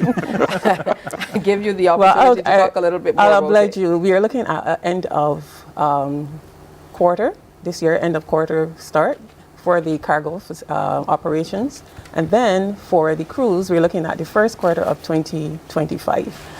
So I hope that answers your question. So what we want to do at the Stakeholder Consultation Forum, as I said, is to bring all these stakeholders together. We're not naive to believe that everything is in place. There are some gaps that we need to fill. And what we're seeking to do is to bring, for example, in the cargo division, all of these stakeholders that can contribute to when we present these solutions, because each president is going to present the business model, the goals and the vision. And we have a roundtable after to speak to the issues and the risks that are still within the market, so to speak.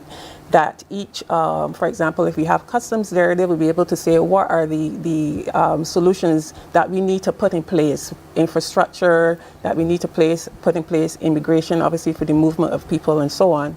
And so at the end of the presentation, the roundtable discussion will then speak to the issues that there, and then what are the next steps that we need to take to make sure that the solutions that we present are addressed, so that we have a rollout that is, I wouldn't say not fully without the nuances that we have to address, but with all of the stakeholders making their contributions, then we will know how we need to move forward, what issues we need to address to make sure that when we, sail our first sailing, that a lot of these issues will be mitigated because we would have had the contributions of all of these stakeholders involved. The second day, as you heard, is this e-commerce day. We are working with the SBA, the Caribbean Export Development Agency, to make sure that all of the micro businesses, the SMEs, understand what are the benefits. How are you going to be able to access an 18 million Caribbean market that's going to be opened up with as far as Anguilla right back to Suriname in a phased approach. So they need to understand it's not just like selling internally in the Barbados market, but as you heard, someone who has a product can ship that product in 2-3 days based on the routes that we will be attending. So it will be critical for the small businesses and even the conglomerates to have representatives there so that they can understand how to utilize our services. And I'm sorry that Mr. Mohammed did not get on, Brendan, because he is the president for the cargo division, and he would have been able to speak more succinctly on that. But yeah, well, this just means you have to come back. Yes, we would have to come back. But the second day is a nominal cost of $25 US, 50 Barbados dollars. But the first day is free. Admission is free, and it's from 9 to 4. And the second day is 9 to 2 p.m. for the e-commerce day. All right, so you get in there, certainly as entrepreneurs, you're looking toward the SMEs to be able to capitalize on this Caribbean market that you talked about. So all of a sudden we're moving past these physical borders, 280, 300,000 people, and being able to kind of harness all of your energies, your services, your products, and market to, and likewise, in reverse, have access to all of the products and services available down the region. I want to thank all of you for sharing with us, and we look forward to hearing a whole lot more about it. I can hear all the calls are coming in on the other side. People are saying, when does it start? Well, we definitely will be back to when we a few things that we're still working on, but we definitely come back with an actual date when we launch and break that bottle on, you call it the bow? I don't know if that's what you call it, right? Yeah, so we definitely will be back closer to the operations when we can definitely give a date. But the stakeholder conference is very, very critical for all the stakeholders in travel, trade, and cargo to be there so that they can hear firsthand all of what we will be rolling out. All right. Yes. 23rd to the 24th. 23rd to the 24th of July. Day one. Day one is free. Is free. Admission is totally free. All the presidents are going to present in the vision, the goals, and then we have a roundtable discussion. And then we come back the second day for the small businesses. How can you benefit from to move your goods across the Caribbean, accessing a market, a wider market for your products? And of course, you have time to be able to implement or institute whatever you need to make sure that you capitalize on this. Again, thank you all for coming in and sharing with us. I know often it's difficult waking up this early, but after all, listen, they're going to be working with this board, and now I have the pronunciation correct. Connect Carib ferry service.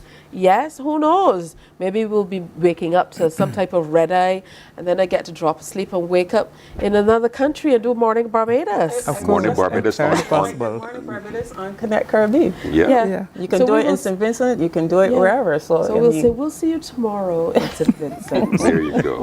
Until then, it was great being here. Absolutely, it was good having you as well. Thank you. Thank you. All right, so we look forward to that stakeholder conference. Make sure you get out and be a part of it. And only $50 makes you a member on day 2. Day 1 is absolutely free.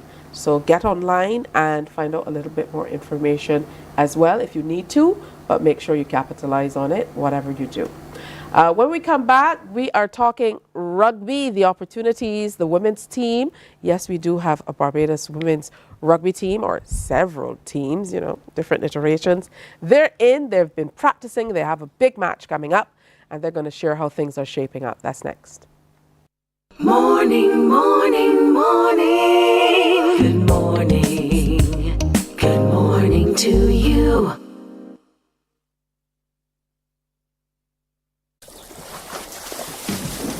From the beautiful shores of the gem of the Caribbean, Barbados, home of the amazing Harrison's Cave, the tantalizing Oistins Bay Garden, our historic garrison, the indigenous road tennis, and the friendliest people in the world. We are 94.7 FM, the ultimate Beijan experience. My friend, you don't plan to get it? Oh, Barbados. Hey, I'm KB Clean. Join me 6 a.m. until 10 a.m. right here at 94.7, the best and ultimate Beijan experience. My show is called Beijan to the Bone. Don't miss it. Beijan to the Bone. Weekdays right here and only here on 94.7.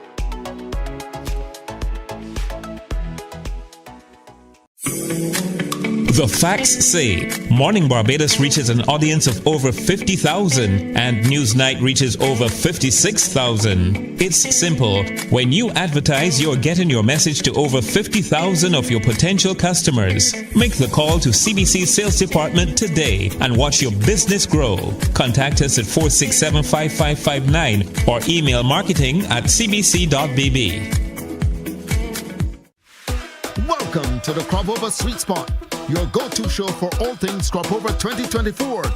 We'll dive into the big issues of the day with exclusive interviews with the entertainers, the experts, the movers and shakers of the festival, plus you, the audience.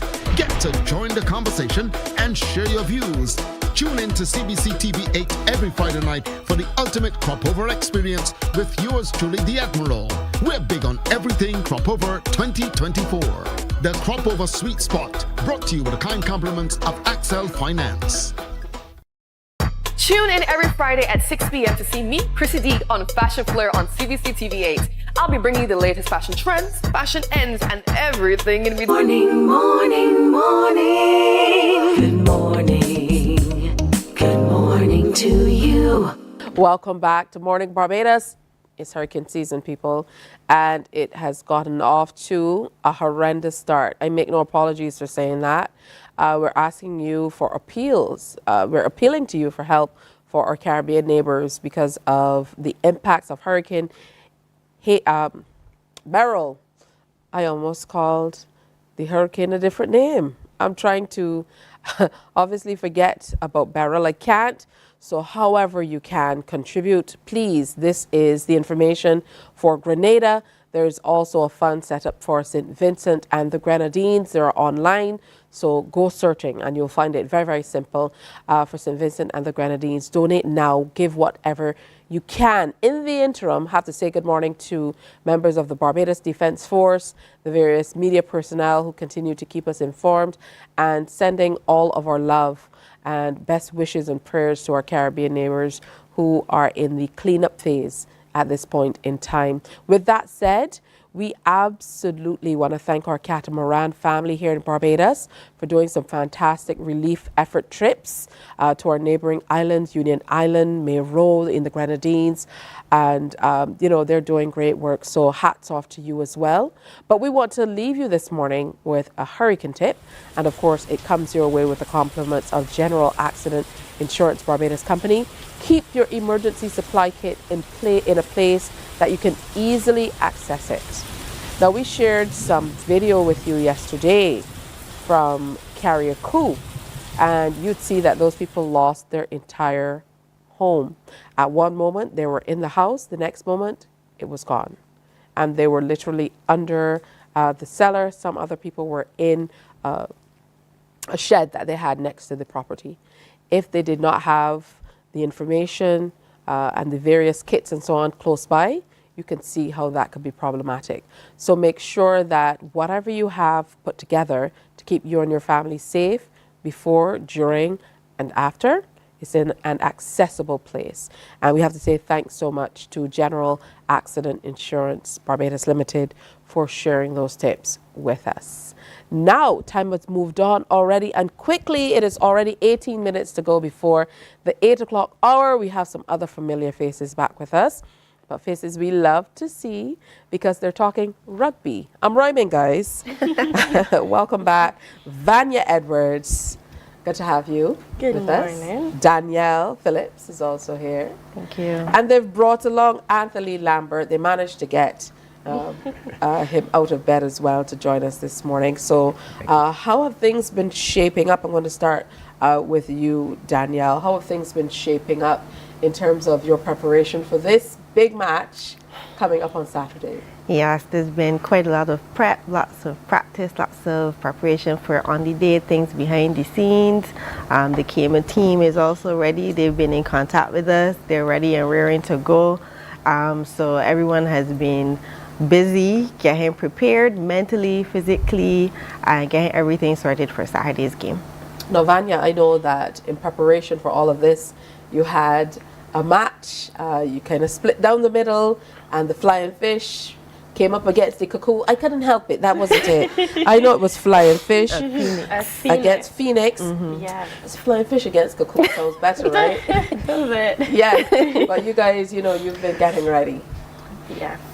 So I think that game was a great foundation to see where we were at. I think both teams played exceptionally well. There was a sense of unity, togetherness. Both teams had a really great force against each other. Of course, Phoenix came on top. We did. Over flying fish? Yes.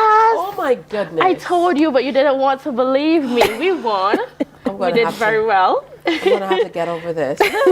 We'll help you. But yes, so from that game, we are able to see the small things that we need to work on and just put together for the upcoming game on Saturday. I must say that everyone is really giving their all, coming out to practice and really putting in the work that is needed. So, yes. That's always good stuff. And the coaches, the managers, I know are always very happy to see this level of progress. Absolutely, and it's been amazing. I think the last time we were here, we were talking about 35 players that have come out this year, and we're up to 38. Another 3 have come just in those few weeks since then, and we should have because they saw you on 2. Mornin Barbados. That's right. Exactly. No, and it is great, and it really is something that we really need to push, because as we talked about last time, without that player development, without that base, we're playing against ourselves, the same players over and over. So we really have to thank Cayman for coming out as well, because for them to make the effort to come here, it's something that really helps us, because when you play against yourselves, it's easy to take it lightly. But when you get that international exposure, you're playing against, this team is ranked higher than us in the world. So it's an opportunity for us to really push ourselves and to really try and take that next step. All right, Anthony, so this is coming up on Saturday. Yes, 4 p.m. at the Garrison. We can be a part of it. So yeah, absolutely. So we'll kick off at 4 p.m. at the Garrison. Unfortunately or fortunately, it's a race day as well, so we need people to try and get there as early as possible, because the racing will start at 2, so you can watch some horses race, and then you can watch some really high-level women's rugby. And this is the first time in 15 years that the Barbados women's team, 15s team, will play. So we're really excited. We've got 1 or 2 players that played 15 years ago. But the rest are entirely new. And we have a couple of players who literally started 2 weeks ago. And they've been able to take leaps and bounds and come out. So yeah, we're really excited. There'll be food and drinks on sale, so it'll be a great opportunity to come out. Hopefully the weather holds out and we'll be able to have a really good time. Danielle, what are you looking forward to most? I know we talked about, last time you were here, we talked about all of your successes, all of the ways you've been able to benefit through your involvement with rugby. So what are you looking forward to most with this match? I'm definitely looking forward to the content coming out of it. I think we're going to have so much things to update on our social media. We already have really good content. We're just going to add to it. I'm looking forward to meeting the other girls from Cayman, building our community and having those contacts over there, just making friends. So, just come for the rugby and stay for the line. Listen, make friends after the match. I don't want you to be friends with them before. Yeah, for when sure. I'm thinking about it, no friends. This is not like flying fish and Phoenix. Right. No, we'll be amicable before, and then we get friendly after. Good, that's the plan. All right, what about you, Vanya? I think because as Coach Anthony would have said, we don't really get that much gameplay in, and because it is our first 15th game for 15 years, I think for me it's just really exciting. So I really am looking forward to the contact, the gameplay, seeing which areas we excel in, coming together, 15 players on the field working together. So I am looking forward to what the day brings and how well we do, because I am really confident that we will do well and put our best foot forward. So I'm excited to see how the day goes. That's good stuff. Coach Anthony, are there any major differences in how you coach the women's team as compared to how men's teams are coached, and what we can look forward to on Saturday based on the differences in how the teams kind of approach the game? Yeah, that's a great question, and it's something that's definitely been a challenge and opportunity for me to learn more about myself as a coach and as a player, because I think there's a lot more information that is needed. There's a real level of trust that needs to come before you'll see the fruit of that. And I think that's been the biggest challenge for me, is the slow incremental growth. But once someone gets it, and Vanya is a great example of that, I've moved her from a different position because we want to use some of her skills. And so it's taken her a while. She's had to really think and understand, and now we get to see how that comes out. And we have a number of other players that have gone from one position to another, and I'm really hopeful. You know, one of our younger players, Shania, is going off to the US later in the year, and she's moved position, but I think it's a great opportunity for her to actually grow as well as a player, but also as a person, because what we say with rugby is it's not just what happens on the field. We really want to develop players and people that are good for the community, good for themselves, and can take those opportunities and really go with them. Because obviously for me, I'm not from Barbados, and so I'm here and I'm able to help with rugby the same way people helped me with rugby other places that I've been. So it's really what we talk about is rugby cares and we give back. All right, good stuff. So you have a domestic league social that's coming up on Friday. Yes. Yes. 7:30 p.m. 7:30? Yes. And it's open to just about everybody? Yeah. Absolutely, Everyone. yep. Anyone that wants to come in and learn a bit more about rugby, come down to the Garrison, get some food, get some drink, and find out a little bit more about rugby in Barbados.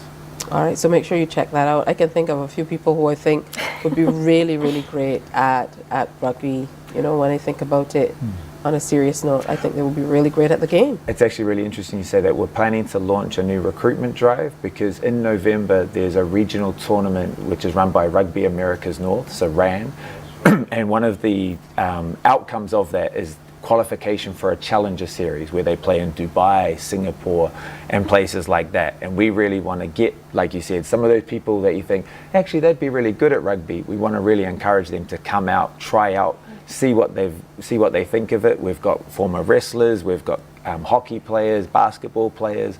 So we really are interested in trying to access those people who might be able to come So out. 2 dates we want you to remember. Friday night is the domestic social, going out to the Garrison and get to know a lot more about rugby in Barbados, the opportunities that are available and how you can play, someone you know maybe. And then of course Saturday we have to come out and represent for our ladies as they come up against Cayman Islands, and that is at 4 o'clock, of course.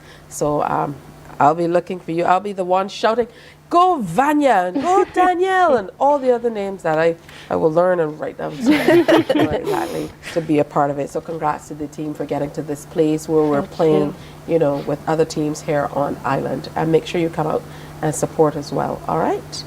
All right, so it's almost time for us to wrap up. We're on the other side of the clock, heading towards the 8 o'clock hour, but we're not done yet.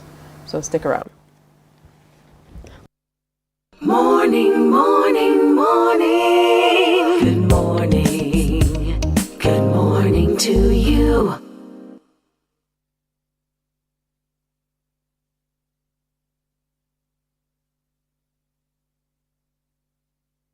Tune in every Friday at 6 p.m. to see me, Chrissy D, on Fashion Flair on CBC TV8. I'll be bringing you the latest fashion trends, fashion ends, and everything in between. Get ready to transform your style, get inspired, and elevate your fashion game with the ultimate guide to looking fabulous. Join me, Chrissy D, this Friday on CBC TV8 at 6 p.m. for an exciting episode of Fashion Flair. The ultimate cricket showdown is coming to ESPN, and MCTV has got you covered. The ICC Cricket World Cup 2024 is here on ESPN and MCTV. Tune into MCTV channels 302 and 308, and don't miss a single six, wicket, or heart-pounding moment as top teams vie for the 2024 T20 World Cup. From June 1st to 29th, it's cricket you can't afford to miss. Tune into ESPN on MCTV, and for live radio coverage, tune into 94.7. Catch every moment of the ICC Cricket World Cup T20 action. We enjoy a game with Domino's. and singing karaoke. I just love crew. When you love me just a little bit longer. You get to relax and have a drink and listen to some nice music. It's something different. It's spectacular. It's fabulous. You know, it's a different feeling altogether.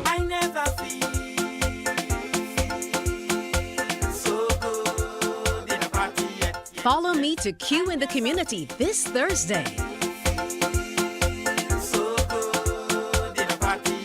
You know why?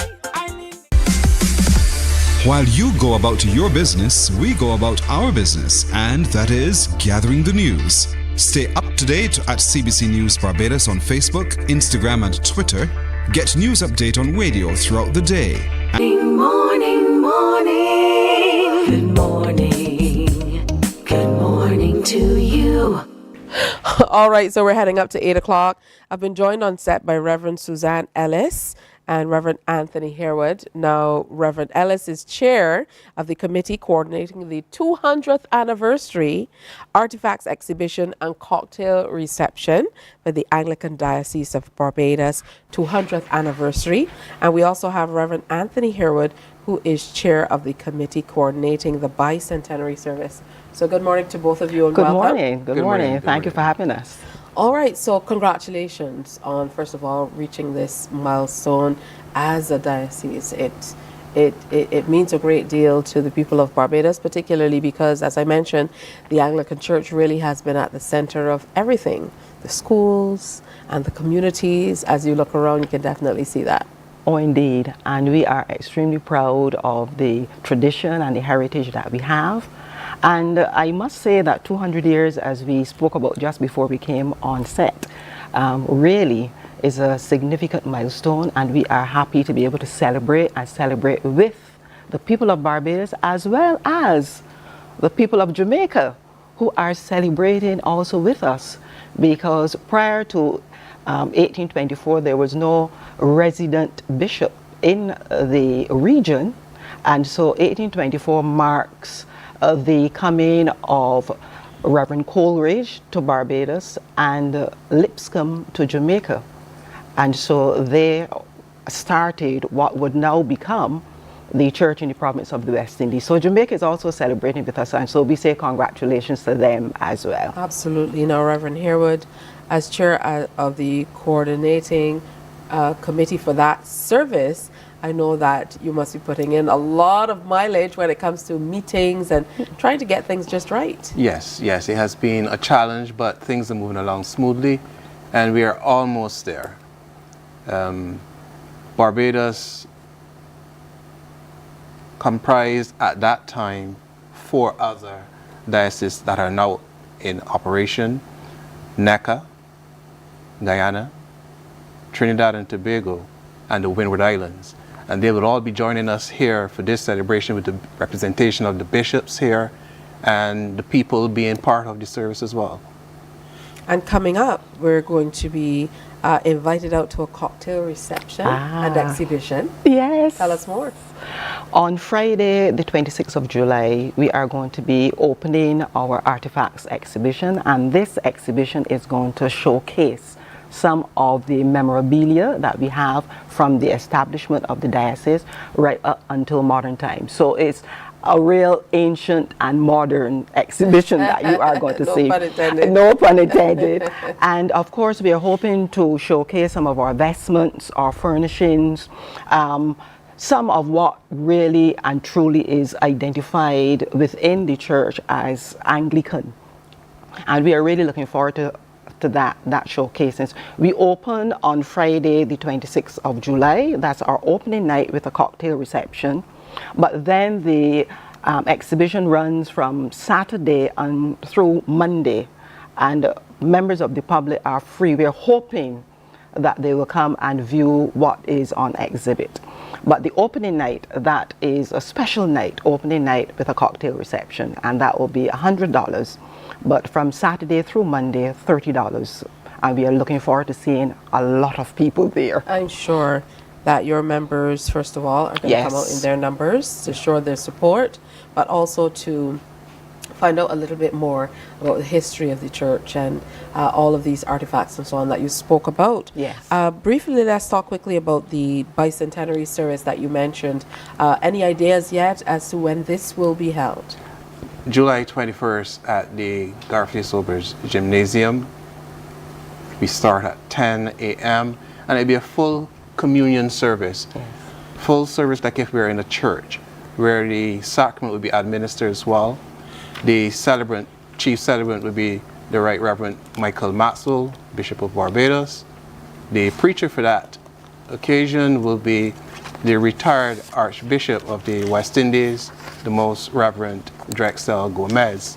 And he would have been the one who would have been in Barbados when the church was disestablished. So he's going to be the preacher. The service itself will feature a lot of talent that we have within the Anglican Diocese here in Barbados, all local. The Mass will be set, or the setting for the Mass to be used by Charles E. Vaughan, who was a renowned organist here in Barbados for many years. He would have last served at Christ the King as the organist there. And St. Peter before Christ the King. What is ironic out of this celebration is that the director of the choir, the diocesan choir, is Julian Bowen. And he would have been at, or he is at St. Peter now as the organist. Christ the King, the organist, one of the main organists at the service is John Burnett. And he would have been also experiencing Charles Vaughan, the late Charles Vaughan. So it is a continuation of his legacy that will be seen in the music. We have some other young players coming in as well. For example, there's the young diocesan youth chorale that will be led by another young organist, Damario Roach, who is the organist at St. Thomas Parish Church. And we have 4 other organists that will be showcased as young fellows as well. There's Matthew Bamfield, who's the organist at St. Lucy. There's Akani Drakes, who's the organist at St. Mary. Daquan Rowe, who is the organist at St. Messiah's. So there will be in the company, a rich company as well with Philip Ford, who will be also there accompanying them. So again, ancient and modern. Ancient and modern. Yes. As you continue, certainly seems to be the theme, but can only be as we celebrate this 200th anniversary with you in these ways. So make sure Friday, July 26th, you're coming out to that cocktail. It's the launch of the exhibition. And then, of course, it goes through the weekend. A nominal fee will make you a member. So make sure you check in with your churches and find out. And the membership, you'll find people all over. And that bicentenary service is coming up on the 21st at the Wilde Gymnasium as well. So thank you both for coming in and sharing with us. Thank you. You're looking on like you're saying, I missed something. Yes, what I would also like to add pertaining to the service as well is that as part of this service, we're going to have also a Barbadian who is living in Germany, Judy Bailey, who would have written a song, a theme song for the celebration. And she's going to be here? She is going to be here, and that theme song is going to be going as well during the service. Standing, but still standing, but not standing still. Okay. Standing. Still standing. We're still standing. Still standing, but not standing still. Thank you. And that is going to be a very important part of the service as well. Thank you so very much for coming in and sharing with us. Never enough time. We definitely have to make a date to be able to go in and talk a little bit more about it. Tomorrow, the Junior Tourism Minister, the outgoing one, is going to be here on Morning Barbados. The Barbados Photographic Society will be in Bradley Benskin. Plus, we're talking AI, artificial intelligence. That's all on the Thursday edition of Morning Barbados. Join us then. Have a great day. Bye-bye. Wake up, wake up, wake up, wake up. Barbados, get up. Good morning.